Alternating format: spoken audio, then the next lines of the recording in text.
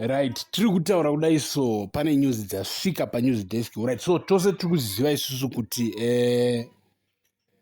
Tempter Paul Tungwarara has offered rutendo manyarare remota nezuro Saturday mota Toyota's SUV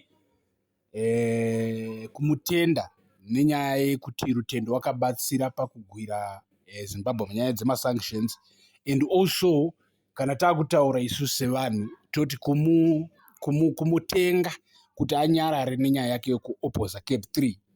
But pane news dziri kusvika panews desk right now dziri kutiudza kuti aiwa Rutendo's voice has been too loud, too big, and he has been creating breaking news for a long time now. Achibudisa ma-audio, ari kubudisa ma-secrets eZANU-PF, ari kubudisa ma-secrets.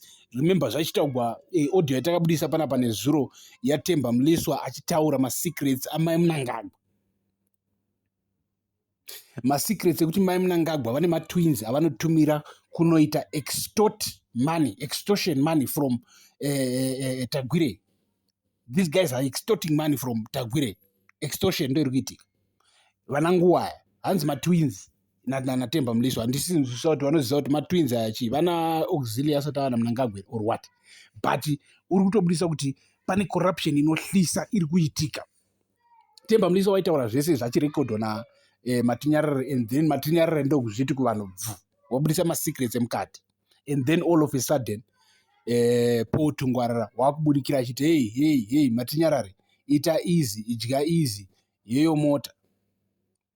Chionaika hanzi nana Kandishaya, vana Kandishaya vataridza jealous, vataridza anger, hanzi kupa Rutendo Matinyarare mota zvinorevei kwatiri isusu vanhu veZANU-PF? Zvoreva here kuti kana ukashora president you get paid for it? Because tine vanhu mapraise singers anenge achirumbidza president vasati vambopiwa kana any gift, but uyu washora president and then all of a sudden wapiwa mota. So with that happening kuti all this vanhu veZANU-PF havasi kufara nazvo, the plan yavari kuitira Rutendo Matinyarare ndeyekuti achingodzoka chete muZimbabwe kuzotora mota iyoyo, because tatonzwa kuti already ari kuti mota iyi achatumira umwe munhu anoitora. But remember anzi auye kuround table matalks azotaura nyaya yake kuti zvii zviri kunetsa etc. Ipapo ndo paari kunzi mukomana ari kuda kutobatwa votosunga munhu. So kana mufesi achida kubatwa osungwa, muri kuona kuti mesi dzacho dzakadhakwa sei. And iye Rutendo akaitawo dzungu, akatadza kungwara, akatadza kufunga, anokwanisa kuvharigwa zvishwa.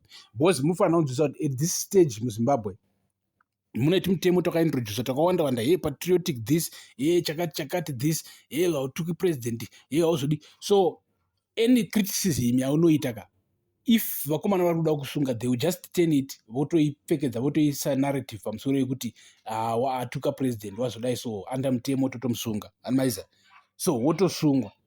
So mukomana anonzi Matinyarare right now ari kufamba pamusoro petsono, anogona kubayiwa, akaita mafanizi unobayiwa, paari kufamba pakaipa.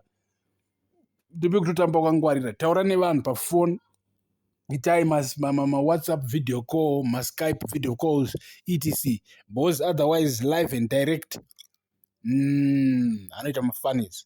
But anyway, it's no news zatisvikira kuti mukomana ari kumuplanira kuda kumusunga achingopinda muZimbabwe. So isitosiyai panapa, stay tuned, panapa muzinda wevanhu. Peace.